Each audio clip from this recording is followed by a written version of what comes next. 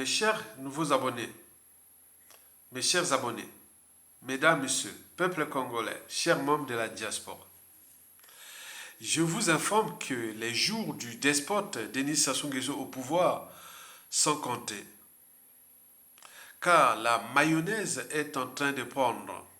Il nous manque plutôt qu'un petit coup de main ou un coup de pouce pour le déposer. Soyez-en sûrs, le despote Denis Sassou Nguesso doit tomber et va tomber. Et les Congolais seront enfin libres, dignes et heureux chez eux. Donc, seule la lutte libère. Par ailleurs, dans le processus conduisant à la fin du régime antisocial et criminogène du despote Denis Sassou Nguesso, voici pour vous la chronique du jour au sujet du mensonge, du désordre, de l'incompétence et du cafouillage qui règnent au sommet de l'État. Sur ce point, le saviez-vous que le Fonds monétaire international, en sigle FMI, est au chevet du despote depuis déjà des années, sans résultat. En 2018, par exemple, les FMI venaient d'imposer à son mauvais élève récidiviste ou mauvais client, le despote Denis Sassou Nguesso, 48 mesures qui, depuis cette année-là, le despote n'a pu appliquer ne fût-ce qu'une mesure sur les 48, si bien que le Fonds monétaire international, au cycle FMI, est obligé de lui imposer une politique d'austérité. De ce fait, le despote a cherché en vain l'aide de son parrain, de son donneur d'ordre France-Afrique, sans résultat. Et puis encore, voici ce que le bulldozer de la France-Afrique, le président en exercice actuel de la France, le président Emmanuel Macron, l'avait annoncé à Paris lors de la dernière grande vadrouille du despote ici en France. Ce fut entre le 21 et le 24 juin 2023. Je cite: Denis, on ne peut plus te servir de la soupe. Maintenant, tu dois te débrouiller avec ton peuple.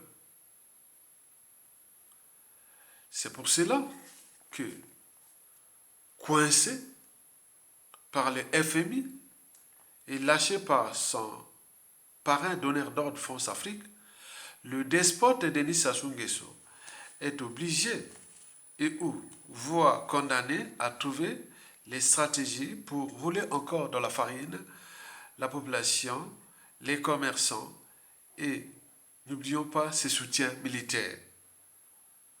Tous dans la farine. Sauf qu'Internet, les médias réseaux sociaux sont passés par là. Et les despotes, Denis Sassou Nguesso, n'a plus de marge de manœuvre de mensonges, par exemple. Comme historiquement, entre 1985 à 1987, et puis en 2010 et enfin depuis 2016. Vous le savez, historiquement, c'était vivre durement aujourd'hui pour mieux vivre demain. L'autosuffisance alimentaire avant 2000, etc. Il y avait ces slogans-là. Mais aujourd'hui, Internet, médias, réseaux sociaux sont passés par là, ils ne peuvent plus mentir. Tout le monde le sait. Que le pouvoir d'achat, c'est pour eux. Et la misère, la galère, c'est pour le peuple congolais. Et pour combien de temps encore? C'est pourquoi les despotes jouent désormais au désordre, au cafouillage, à l'incompétence et toujours au mensonge.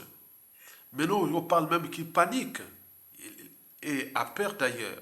Et pourquoi? Parce que les militaires paient aussi le carburant, l'électricité, l'eau, l'huile, les poissons salés, les safunakwanga, le manioc, la viande, le gaz, les boissons, bref. Les militaires ont aussi un pouvoir d'achat. Mais celui-ci est en berne, ou plutôt tend vers le rouge, comme le peuple congolais. D'abord, pourquoi Sassou Nguesso a toujours sous-contrôlé les armées, les militaires? Parce que la priorité, c'était d'abord pour la conservation de sa tyrannie, ses privilèges, ses pas de droits et autres, mais à côté, ils entretenaient toujours les militaires. Quand il y avait l'argent, le peuple, c'est-à-dire en priorité au Congo, premier moment, c'est le pouvoir, c'est-à-dire le tyran, pour sa sécurité, pour ses réseaux de lobbying, pour tout. Donc l'argent va d'abord là.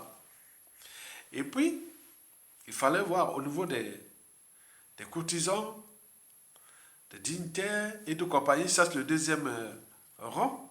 Et après, il y a les militaires. Les militaires, voilà, donc tout ce monde-là était au lait au miel. Et après, bon, ben, le peu plus après, quand il manque tant d'argent pour payer les fonctionnaires et tout compagnie, bon, ben, la priorité, c'est toujours les militaires. Mais là, les militaires sont au courant que, voilà, donc nous aussi, quelque part, on participe, on collabore à la destruction du pays par un despote qui n'est que de passage sur terre, comme un être mortel. Et donc les militaires, quelque part, dans leur âme et conscience, ont respecté les fondamentaux des armées, de protéger les territoires, les institutions, le peuple et tout compagnie. Mais là, donc Sassou se dit, ah oui, avec les armées là, et s'il manque d'argent, ah oui, ça va plus aller très loin. Hein. Donc il est coincé là, il va être coincé là. Donc il regarde du côté des armées. Vous savez que depuis le 15 juillet 2023, date d'entrée en application de la politique d'austérité, vous verrez qu'il y a cafouillage, ça grogne dans la population, ça boude, etc. dans la population, et les armées aussi, quelque part, c'est ça. Donc, Sassou Nguesso panique, il est inquiet, donc il y a des cafouillages, des mensonges et tout compagnie, mais ça ne marche pas. Donc, il faut dire à la population que ce plan d'austérité, n'est pas mérité, il est injuste, il est indigne, il est illégal et illégitime, puisqu'on a des magots. L'argent est caché ici, en Occident, partout dans les paradis fiscaux. Ils n'ont qu'à faire revenir cet argent, au lieu de mettre les gens dans les politiques d'austérité, où le but de la condition humaine est exécrable, on est en train de tout perdre là-bas. Tout le monde est en train de perdre. Les parents, amis, connaissances, toute la famille est en train de mourir à cause des conditions de vie indignes pour ceux et celles qui vivent surtout dans les grandes villes. Quand vous n'avez pas d'eau potable, vous n'avez pas de médicaments, vous n'avez pas de... Tout est devenu un bouillon de culture pathogène. On parle même des maladies dans l'Ignari. Mais qui c'est quoi comme maladie? Bon, vous avez vu, le bioterrorisme, hein, parfois ça passe par là. Hein. On va mettre les maladies, agents pathogènes pour aller terroriser la population. On ne sait pas. Là, il y a des problèmes de santé, comme disait Che Guevara. Quand dans ton pays te manque la santé, l'éducation, la culture, tu as le droit de te rebeller. Bon, si tu ne peux pas te rebeller, il faut désobéir. Désobéir, c'est arracher sa liberté. Résister, c'est arracher sa dignité. La liberté et la dignité, ce sont les deux principaux principes de l'humanité. Si vous êtes privé de liberté et de dignité, vous n'êtes plus un citoyen, vous devenez indigène, esclave. Et c'est ce qui se passe. Donc, vous voyez déjà ça. Donc, Sassou sait bien que là, on cherche à le coincer par les sources de financement de sa tyrannie. Donc, il cherche les moyens là pour acheter la conscience des militaires, Mais attends, il ne va pas aller loin. Donc on sait bien que tous les indicateurs macroéconomiques sont au rouge. La balance commerciale, le taux d'investissement, le taux de consommation intérieure, la dette, l'inflation, etc. Tous au rouge.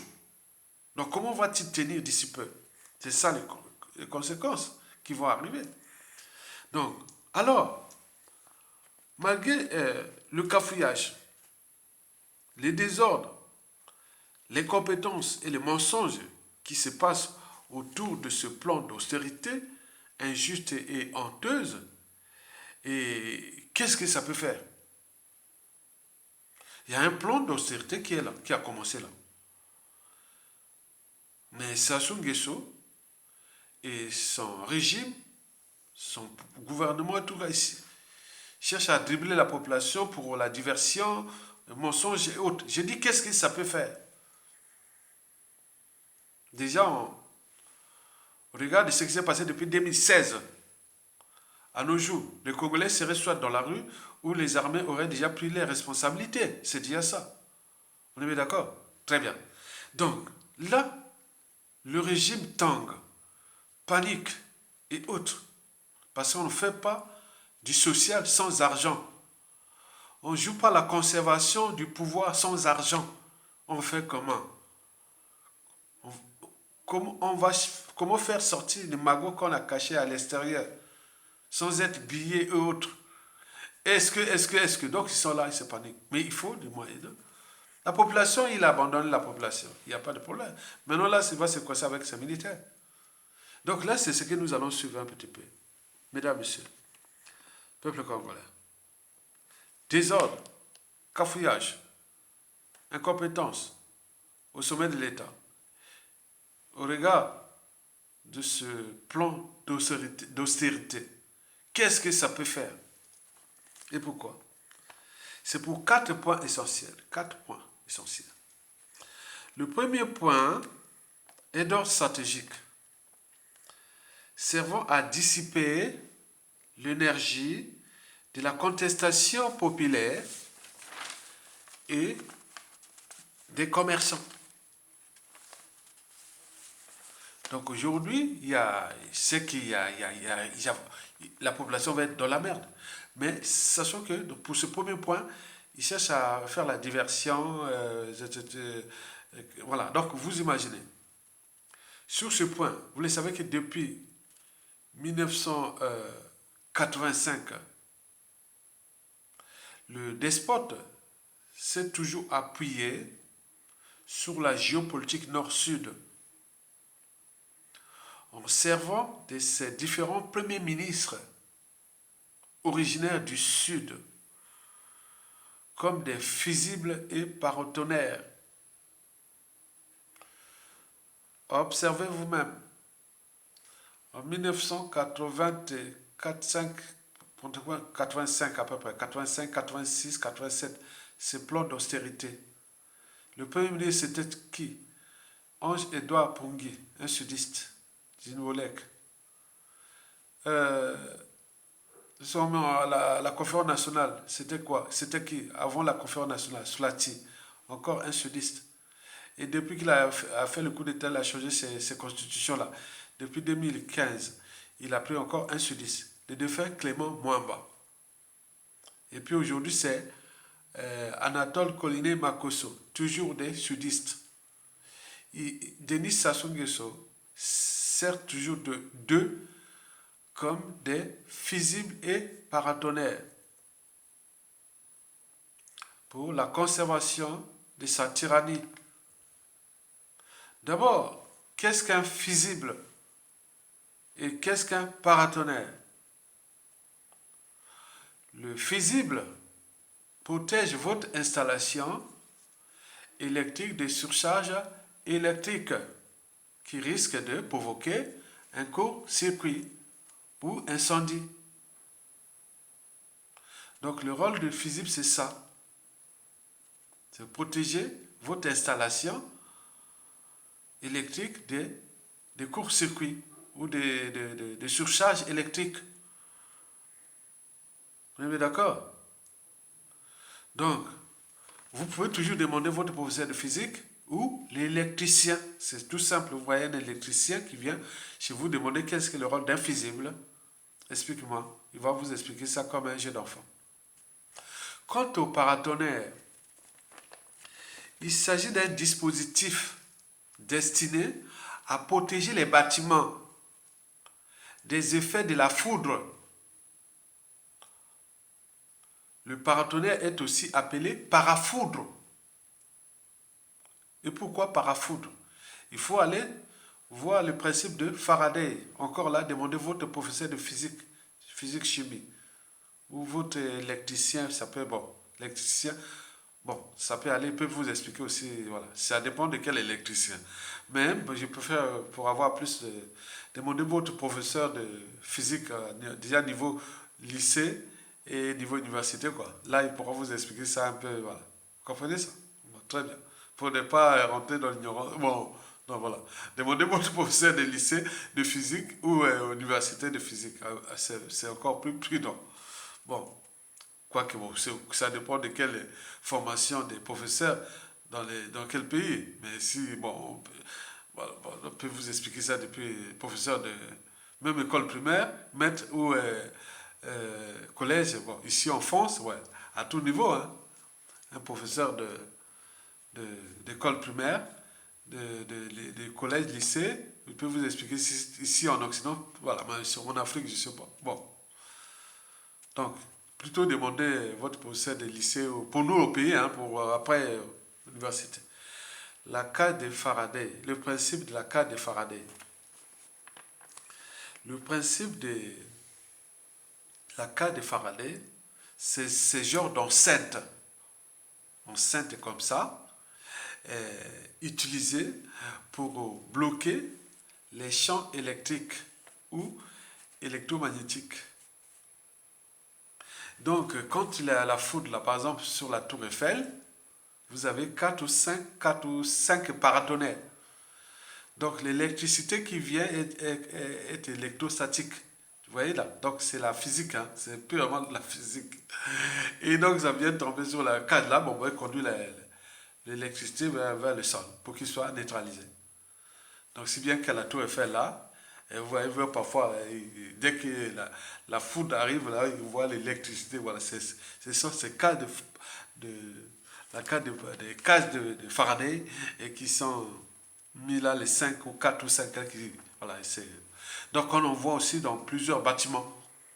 On met la case de Faraday, les paratonnerres, voilà, les cas paratonnerres, on les voit par-ci, parfois, il y a certains bâtiments, on met la case de Faraday pour protéger là. Bon.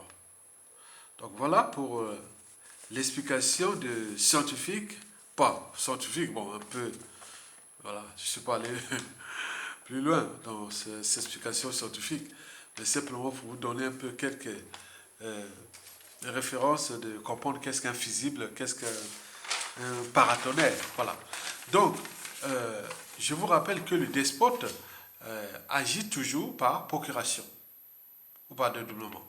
C'est pour cela que depuis, par exemple, 2016 jusqu'en 2021, il avait utilisé le défunt Premier ministre Clément Mwamba du Sud comme paratonnerre, comme fusible. Donc vous avez vu le hold-up électoral de 2016, gestion de toute cette crise économique, financière due à la baisse du cours de baril de pétrole et la mauvaise gouvernance et autres. Bon, c'était Clément Mwamba qui supportait ça. Lui, il était tranquille. Maintenant, là, depuis 2021, c'est maintenant aujourd'hui Anatole Coliné Makosso. Comme chez nous, tout est par appartenance, ou l'émotion, tout en raison, voilà, on ne sait pas que l'État, la responsabilité de l'État, la responsabilité politique, pénale, administrative, tout, c'est pas par appartenance, c'est donc, dès que tu es Premier ministre, aujourd'hui, au terme des responsabilités, ce n'est pas les prérogatives ou les responsabilités par responsabilité. Voilà, s'il y a au niveau de la gestion du pays, un c'est Sassou, deux c'est le Premier ministre. Mais nous, on va parler que les gars du Nord, les Nord. Mais non, Sassou a bien compris. Donc, comme c'est un Premier ministre du Sud, donc ça baisse hein, sont comme les pas visibles, comme les paratonnerres. Comme là, ça baisse cette énergie-là. Et donc, vous imaginez, ça canalise, ça l'envoie, voilà. Donc, ça soit tranquille. Quand on va parler là, qui a vu beaucoup de la population qui est majoritairement du Sud. Vous avez vu critiquer, à l'époque, on critiquait Clément Mwamba, ni euh, aujourd'hui Anatole Coliné Makosso, en termes de flux, on parle de flux de, de critique ou de colère ou de tout ce qui est qui ne sont pas des gens. Bon, donc, imaginez que ça soit pas sous président de la République. Et Premier ministre aussi du Nord. Oh là là là là là là. Mais non, là, elle a mis là. Donc, il agit par procuration. Et donc là, ça baisse toute cette énergie potentielle de ces conneries, de sa malgouvernance, mauvaise gouvernance, de tout, et ça marche. Vous voyez là, Clément Mwamba est passé comme la lettre à la poste, bon, paix à son âme. Mais aujourd'hui, c'est Anatole Coliné Makosso qui assure ça. Donc c'est infisible, c'est un paratonnerre. Et donc, dans ce plan d'austérité, Anatole Coliné Makosso va faire passer Sassou Nguesso comme la lettre à la poste, comme ce fut le cas de Clément Mwamba dès 2016 à 2021. Ça a bien marché. Et imaginez-vous en 2017-18, on croyait que ça soit allé tomber puisqu'il n'y avait plus d'argent. Mais là, Clément Mwamba, on a mélangé tout ça, voilà. Mais l'autre là, vous avez vu pour les médias et les réseaux sociaux, on commence à dire, oui, mais on dit que Anatole Makosso, il est bête, il applique les trucs de ce... Voilà, donc par appartenance et autres. Alors qu'on sait bien que les responsabilités, si Coliné Makosso avait au moins un cerveau, une âme de conscience, il ne faut pas rentrer dans ce pan de gouvernement-là, parce qu'on sait bien que quand la tête est pourrie, tout est pourri. Donc voilà pour ça. Donc c'est le premier point important. Donc Sassou Nguesso risque de passer encore cette crise financière là à cause de ce physique, de ce paratonnerre géopolitique dont Coliné Anatole Makosso et qui joue pleinement son rôle. Donc vous pouvez toujours nourrir le débat sur ce premier point. Et vous verrez que il peut gagner du temps, Sassou Nguesso, parce qu'il a 83-85 ans. Donc le temps pour lui, c'est gagner du temps pour qu'il meure au pouvoir sans être jugé ni humilié, puisque le monde entier vient ou autre. Ceux qu'il a aidés partout dans le monde, contre nous, peuple congolais, ils viendront l'enterrer dignement. Celui qui a fracassé un pays, piétiné tout un peuple, avec son capital d'essai, il risque d'être enterré au Congo avec les honneurs. Vous imaginez ce qui est comme insulte. Ce n'est pas une malédiction du Congo. C'est nous-mêmes qui s'auto-maudit parce qu'on accompagne un despote.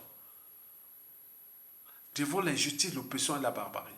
Quand vous choisissez de ne rien faire, vous devenez une partie du problème. D'ailleurs, Jean-Paul Sartre disait, je hais les victimes qui respectent leurs bourreaux. Mesdames, Messieurs, peuple congolais, chers membres de la diaspora, chers nouveaux abonnés, mes chers abonnés, le deuxième point est politique.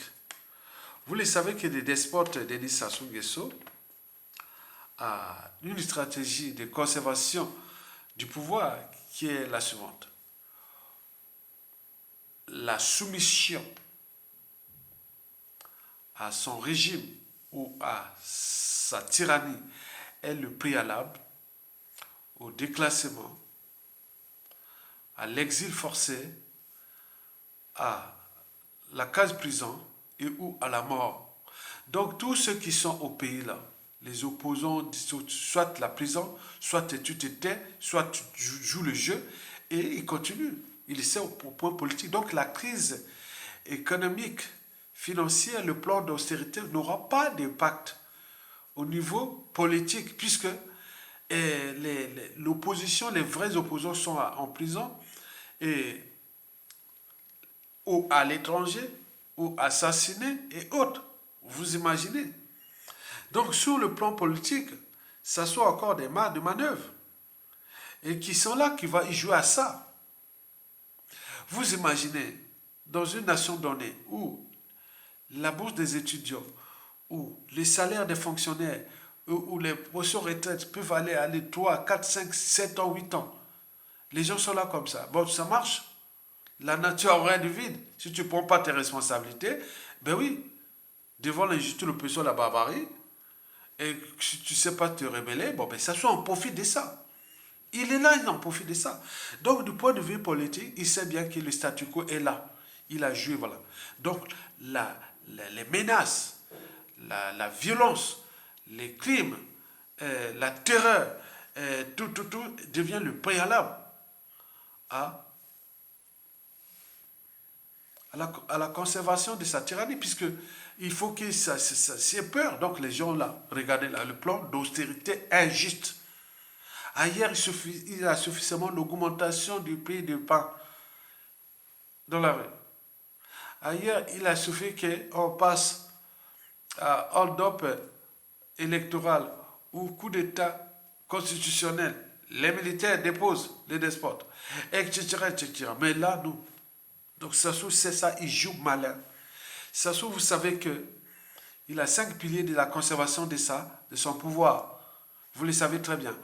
Le mensonge, la mégalomanie, le cynisme, la corruption et la ruse. Vous avez tout compris? Il joue ça à fond. Il joue à ça à fond.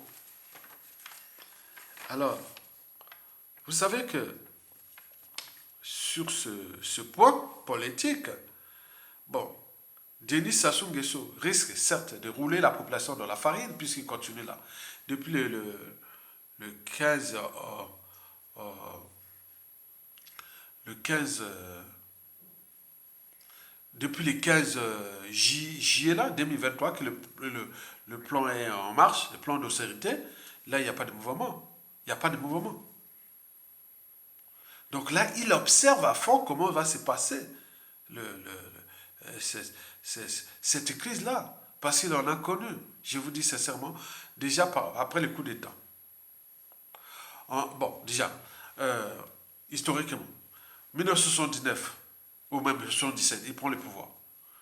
Plan d'austérité, le pétrole coulait à flot, le bois, tout, on a tout. Mais on rentre dans le FMI.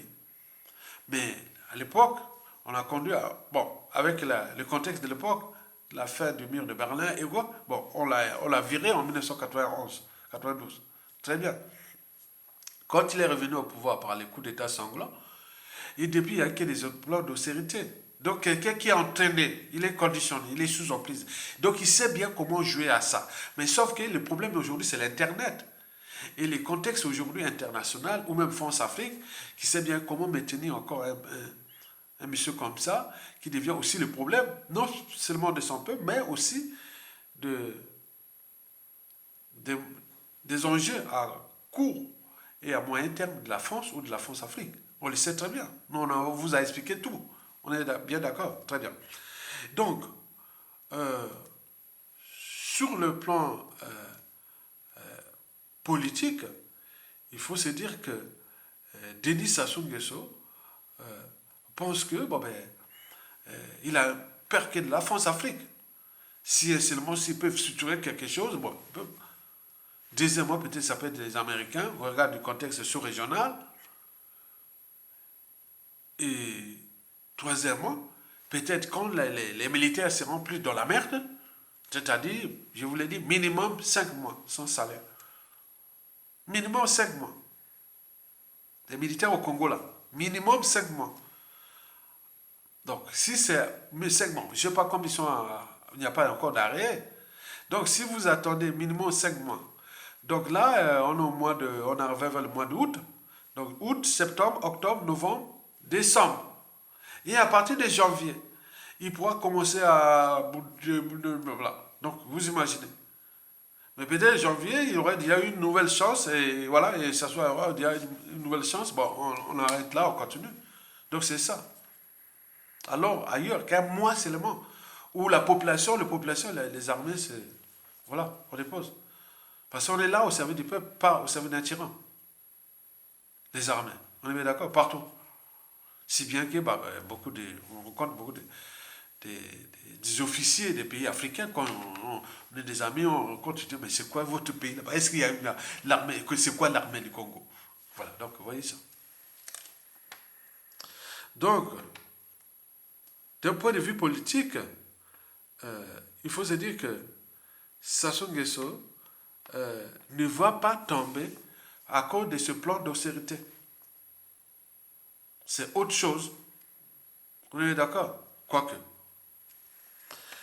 Mes chers nouveaux amis, Internet, ou mes chers nouveaux abonnés, mes chers abonnés, mesdames, messieurs, peuple congolais, chers membres de la diaspora, le troisième et avant-dernier point est l'État. Et dans l'État dans lequel se trouve notre pays. Vous le savez qu'il n'y a plus d'État.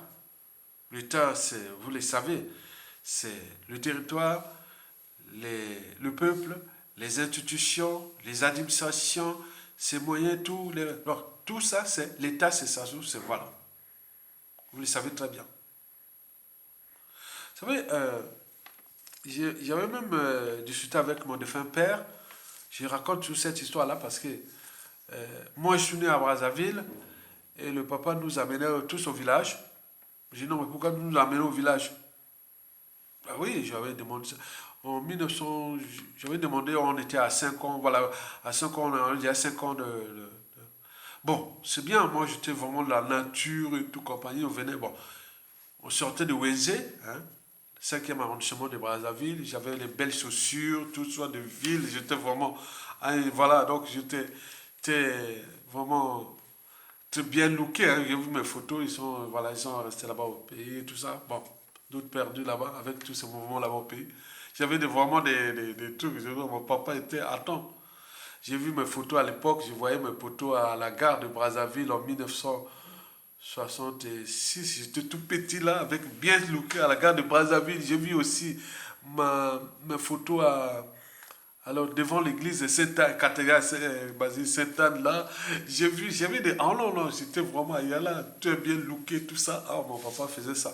Et j'avais demandé pourquoi tu nous avais amenés au village et tout ça. Il avait dit que ceci. Je suis arrivé à Brazzaville en 1952. Et depuis ça, j'ai vu tout le mouvement des nationalités, des indépendances et tout ça, surtout, il expliquait bien ce qui s'est passé en RDC. Et donc, les Congolais là, de Brazzaville, là, malgré les divergences claniques ou tribales ethniques, il y avait une volonté, c'est-à-dire les gens aimaient le pays, que ce soit en RDC comme au Congo. Donc le mouvement d'indépendance, les gens aimaient, c'est-à-dire ils n'avaient pas les niveaux d'études comme aujourd'hui, mais c'était des vrais. Ils aimaient, ils voulaient se libérer du joug colonial. Donc il y en avait ceci. Mais il m'a expliqué que dès les histoires de Yulu et Jacob Pango de 1959 là, parce qu'il est passé à côté, au moment où ça a tiré, il était à Bakongo, à Makleki là-bas, pour ces raisons, voilà, il passait là vraiment, c'est. Et donc, il m'a dit que voilà, donc on va rentrer dans une merde. Quand il a vu qu'il y a eu les maires de Yulu et Jacopango, puis Yulu et Massamba Deba, après arriver les Ngwabila et tout ça, mais non, non, non, non, ça va être chaud. Donc, comme au nord, c'est-à-dire sur tous les nord territoires nord du Congo, sortez de Brazzaville, là où il y avait tout, les administrations, l'école, tout, il y avait tout. Le colon avait construit tout là, à Makwa. Sauf c'était seulement l'étendue, mais c'était tout. Au nord, c'était tout là. Je dis non, mais pourquoi moi je suis dans une tribu où il y a tout? Il y a l'eau, il y a à manger, il y a tout, il y a la nature. Oh oui, c'est vrai que je suis arrivé là-bas. Bon, le papa avait déjà été parti déjà faire 3 ans pour aller construire tout ce qu'on devait arriver. Mais on est arrivé, on a vu les cadres. Mais il y avait tout, on nous a, voilà, donc moi je suis là, voilà. Sauf que je n'avais plus les soucis. J'étais devenu un villageois. Bon, bref. Et donc, vous voyez l'État. L'État, depuis ce moment-là, ça a fonctionné. C'est-à-dire, on a lutté ensemble pour se libérer du joug colonial. Et après, on a commencé à construire l'État. Et depuis là, Sassou est venu détruire cet État-là. Il n'y a plus d'État. L'État, c'est Sassou Nguesso aujourd'hui. Donc, quand l'État devient Sassou, l'État, c'est Sassou, au niveau de la conscience, même la raison, même notre imaginaire de vivre ensemble, on croit que c'est lui. Donc, aujourd'hui, il est en train de détruire un bien commun. Comme mon papa a dit, non, a dit que, bon, ben, les années là, non, il faut qu'on aille. Parce qu'il risque d'arriver une guerre ici. Et il parlait comme ça, il risque d'arriver une guerre, soit entre le nord et le sud, soit il a dit, non, tiens, on va dans la tribu. Donc, c'est la raison pour laquelle nous étions arrivés là. Mais finalement, c'était pas mauvais, puisque j'ai appris l'agriculture, la pêche, la chasse, la quête. Bon, j'ai commencé à tirer les gibiers à l'âge de 13, 14 ans par le fusil. Et donc, j'ai fait tout. Et moi, j'étais vraiment, attends, c'est génial. Bon, maintenant, aujourd'hui, que vaut la vie au village? Rien du tout. Que vaut dans tous les restes du pays? Rien du tout. Donc, vous voyez déjà comment elle a détruit l'État. Et donc, quand on a détruit l'État, et Sassou Nguesso fait qu'à sa tête parce que il n'y a plus d'État. Et comme il n'y a plus d'État, tout le monde a renoncé à défendre l'État et autres. Alors que dans les années 50, comme disait mon père, et les années 60, malgré les divergences, malgré plein de tout, on pensait qu'est-ce que c'est l'État? Qu'est-ce que c'est l'esprit patriotique et autres? Il n'y en a plus. Et nous, on devient des rares Congolais qui sont des patriotes parce que c'est l'esprit. Moi, j'ai vécu que dans cette culture j'ai vécu que le milieu du patriotisme, quoi. Moi, je ne peux pas changer. Depuis l'enfance, j'ai vécu que ça. Mon père m'a éduqué, après arrivé tout. Il n'y a eu que ça. Donc, on peut pas échanger comme ça. Et donc, on devient rare et on nous traque. On nous fait du mal. Vous voyez comment Ayatoga de 1911, il ne serait plus en vie. Donc, on est là, on sourcille, on nous souvent, on nous donne des coups à coups tordus. On le sait, très bien. Donc, il faut comprendre que nous n'avions plus d'État.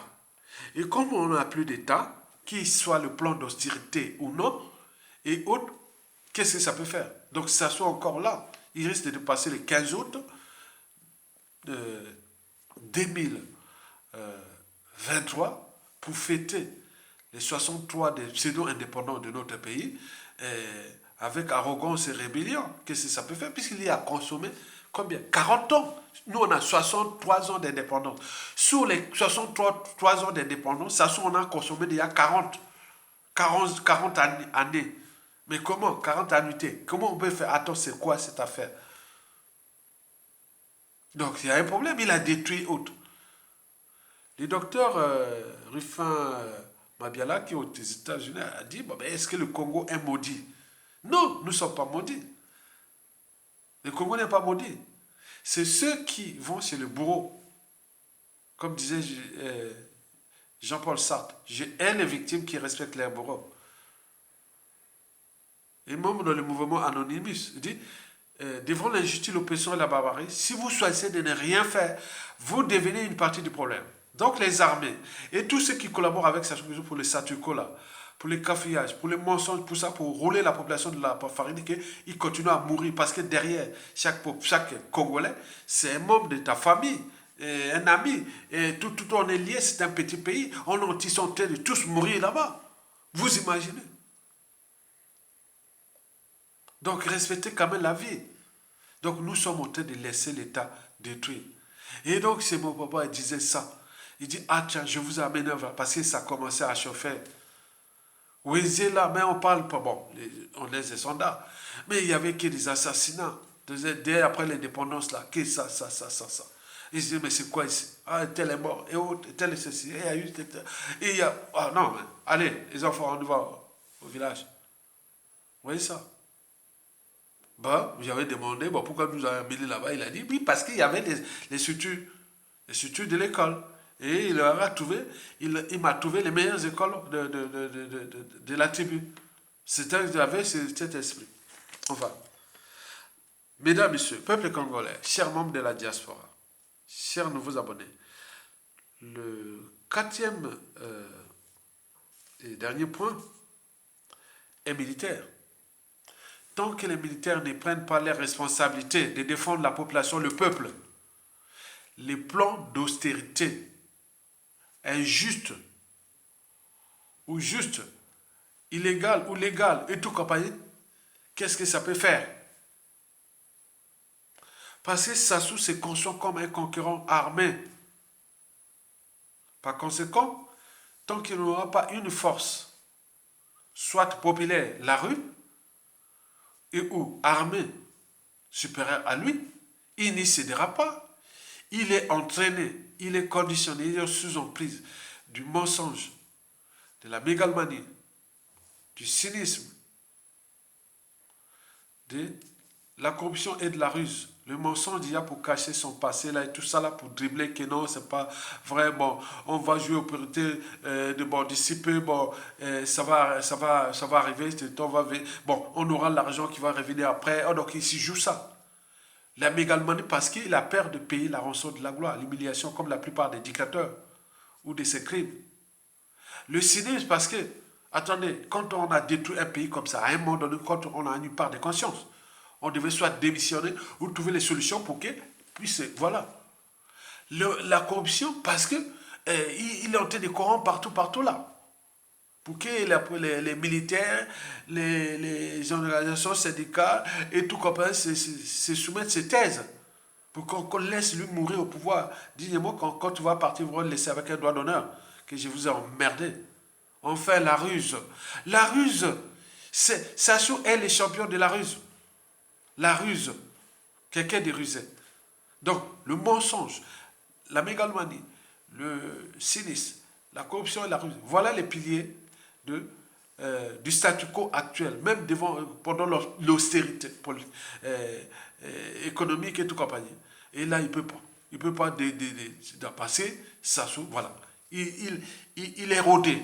Il est rodé. Il a mis ces sujets indigènes et esclaves qui lui servent pour que lui, il meurt au pouvoir sans être jugé du condamné. Et nous, on va nous laisser une merde.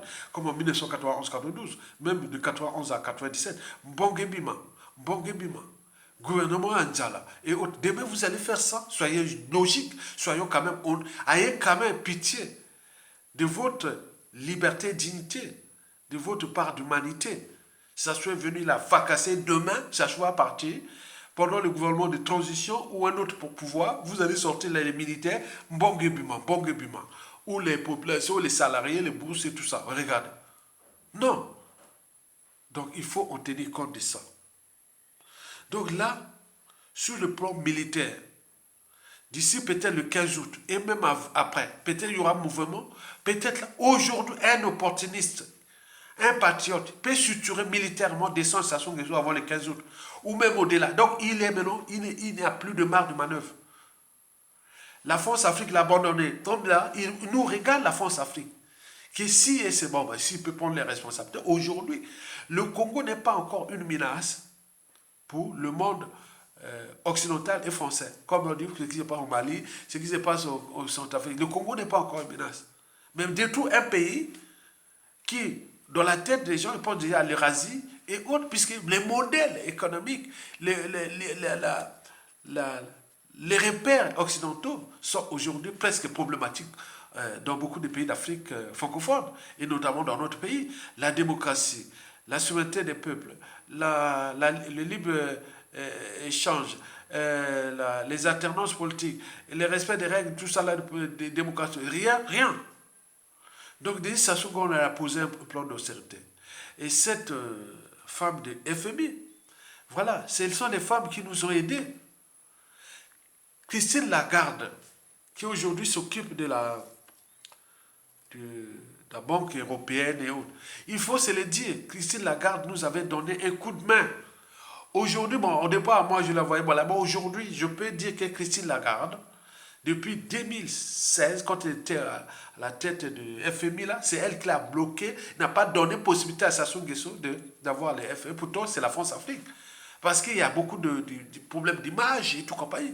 Mais la femme, là, aujourd'hui, de FMI, qui lui a donné une branche, a dit 48 mesures. Tu commences par 1, 2, 3, 4. Il ne peut même pas aller en deuxième mesure. Mais quelqu'un qui a échoué comme ça, et vous les laissez les militaires regarder là. Il est en train de détruire. Les gens sont en train de mourir. Parce qu'à chaque seconde que vous laissez Sassou Nguesso, c'est vos frères, vos soeurs, vos enfants, vos petits-enfants. Les Congolais, de toutes les tribus. Nous sommes un petit pays. Toutes les tribus sont en train de mourir, surtout notamment dans les grandes villes. Vous êtes d'accord? Donc, vous devez en tenir compte de ça. Sassou doit partir et être dégagé. Regardez ces 4 points précités. Donc, lui, il n'a plus rien en commun avec nous. il a d'humanité qui est son phénotype, comme on dit en génétique. Son phénotype. Donc quand on le voit là, c'est un humain. Mais c'est pas un humain. Donc vous imaginez, vous laissez un monsieur comme ça fracasser tout le monde.